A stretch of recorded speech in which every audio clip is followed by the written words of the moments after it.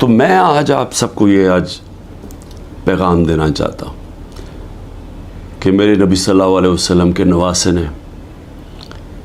رائے حق کے لیے ایک ظالم کے سامنے اپنی قربانی دینے کے لیے وہ تیار ہو گئے، لیکن ظلم کے سامنے جھکنے سے انہوں نے منع کیا۔ انہوں نے کہا میں اس سے بہتر ہے، اور میں کہتا ہوں کہ غلامی سے بہتر ہے موت۔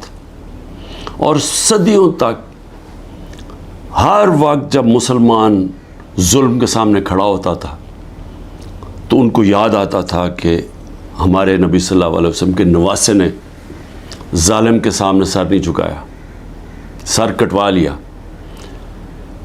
یہ میں آپ کو ایک جو برطانیہ کی تاریخ ہے اس میں سے ایک واقعہ بتا دوں۔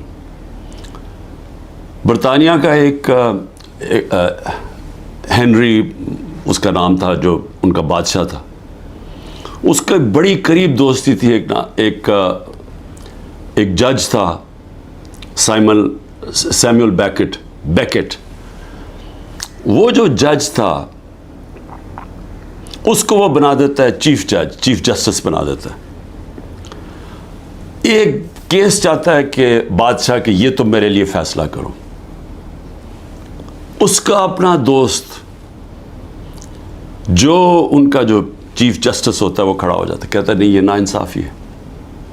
وہ اس کو دھمکیاں دیتا ہے، ڈراتا ہے، دھمکاتا ہے، دوستی جتاتا ہے۔ سیمول بیکٹ کہتا ہے میں ناانصافی نہیں کر سکتا۔ آخر میں اس کو پھانسی دلوا دیتا ہے، وہ پیچھے نہیں ہٹتا، مرنے کے لیے تیار ہو جاتا۔ برطانیہ کے جج سارا جسٹس سسٹم یاد رکھتا ہے اس آدمی کو۔ صدیوں تک جب بھی جج کھڑا ہوتا تھا تو اس کے بھی ذہن میں آتا تھا کہ سیمول بیکٹ تھا۔ پاکستان میں ججز دیکھیں، ہمارے ججز جسٹس کورنیلیس مسلمان تو نہیں تھے، سب جوڈیشری ان کو یاد کرتی ہے، رسپیکٹ کرتی ہے، سب کو پتا تھا کہ انصاف کے لیے کھڑے ہوتے ہیں۔ آج بھی وہی دن ہے، ہمارے ججز کے بیچ میں نظر آ رہا ہے کہ ایک دو ججز کھڑے ہو گئے ہیں اس ظلم کے نظام پہ، دھمکیوں کے باوجود وہ کھڑے ہو گئے کہ لوگوں کے انسانی حقوق کے لیے، اور وہ لوگ یاد کر رہے ہیں ان کو، گھروں میں ان کی بات ہو رہی ہے۔ میں آج اپنی جوڈیشری کو کہنا چاہتا ہوں کہ یہ ملک کو بالکل غلامی سے بچانے کے لیے آپ روک سکتے ہیں، ہم تو کھڑے ہیں۔ میں تو آپ کو یہ واضح کر دوں کہ میں جب تک زندہ ہوں میں نے تو اسے قبول نہیں کرنا کبھی، اس ظلم کو، نہ اس غلامی کو۔ لیکن میں اپنی جوڈیشری سے کہتا ہوں کہ یہ وقت ہے، آپ میں سے وہ لوگ ہیں جو ایک وقت یاد رکھیں گے، جو نام ہوگا کہ جی وہ دیکھیں وہ آدمی جب یہ ملک کو غلامی کی طرف لے کے جا رہے تھے، ملٹری کورٹس کی طرف لے کے جا رہے تھے، کہ جن لوگوں کے گھروں میں گھس کے عورتوں کو، بچوں کو اٹھا کے لے جاتے ہیں، گھر لوٹ لیتے ہیں، رشتہ داروں کو۔ کلیکٹیو پنشمنٹ صرف اسرائیل دیتا ہے فلسطینیوں کے خلاف، مقبوضہ کشمیر میں کشمیریوں کے خلاف دیتے ہیں۔ FCR جو تھی جب انگریز حکمران تھا وہ دیتا تھا قبائلی علاقے کے لوگوں کو کلیکٹیو پنشمنٹ، کہ ایک فرد اگر نہیں ہے تو اس کے رشتہ دار پکڑ کے لے جا جاتے تھے۔ لیکن آزاد معاشروں میں کوئی کلیکٹیو پنشمنٹ نہیں ہوتی، اور یہ ہمارے یہاں کھلے عام ہو رہی ہے، بچوں کو اٹھا کے لے جاتے ہیں، رشتہ داروں کو لے جاتے ہیں۔ تو میں اپنی جوڈیشری کو کہتا ہوں کہ دیکھیں یہ ساری قوم آپ کی طرف دیکھ رہی ہے، جو آپ میں سے سٹینڈ لیتا جاتا ہے، انصاف کے لیے کھڑا ہوتا ہے، لوگوں کی آزادی کے لیے، لوگ اس کو ہمیشہ یاد رکھیں گے۔ لیکن ان کو بھی دیکھ رہے ہیں جو وہ کہتے ہیں نا، وہ طفل کیا کرے گا جو گھٹنوں کے بل چلے، جو پہلے ہی سے گرے ہوئے ہیں، طاقت کے سامنے سر جھکا کے بیٹھے ہوئے ہیں، ان کو بھی، ان ججز کو بھی لوگ دیکھ رہے ہیں، ان صحافیوں کو لوگ دیکھ رہے ہیں۔ ارشد شریف ہمیشہ یاد رہے گا اس قوم کو کہ اس نے بجائے یہ کہ اپنے ضمیر کا سودا کرے، وہ ملک چھوڑ کے چلا گیا اور وہاں اس کو شہید کیا گیا۔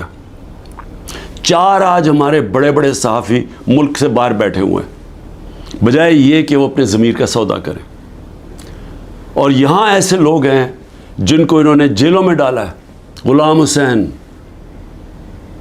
اور یا مقبول جان، समी इब्राहिम, एयाज अमीर, ये लोग इनको याद रखेंगे कि इन्होंने ज़मीर का सौदा नहीं किया, ये खड़े हुए राय हक पे लिए। और यही होता है, फ़र्क इंसानों में ये है, सारे अल्लाह के नबी इंसाफ के लिए स्टैंड लिए, उन्होंने मुश्किलें बर्दाश्त की। हमारे नबी सल्लल्लाहु अलैहि वसल्लम कितनी मुश्किलें बर्दाश्त की उन्होंने मक्का में, जब उनकी आज़ादी राय ली गए कि एक खुदा है, कितनी मुश्किलें उन्होंने उठाई। लेकिन हम हमेशा उनको, और हमें अल्लाह कहता है उनके रास्ते पे चलो, और हम यहाँ जुल्म के सामने घुटने टेक के बैठे हुए हैं और देख रहे हैं तमाशा कि सारा मुल्क का ऊपर गंद ऊपर बैठा दिया है, और हमें कह रहे हैं कि जी अगर आप मुंह खोलेंगे तो आपके घर तोड़ देंगे, आपको जेलों में डाल देंगे, आपको मिलिट्री कोर्ट्स में ट्राई करेंगे, और हम हमें डरा के जनाब के भेड़ बकरियों की तरह हमें रखना चाहते हैं। ये है वक्त स्टैंड लेने का।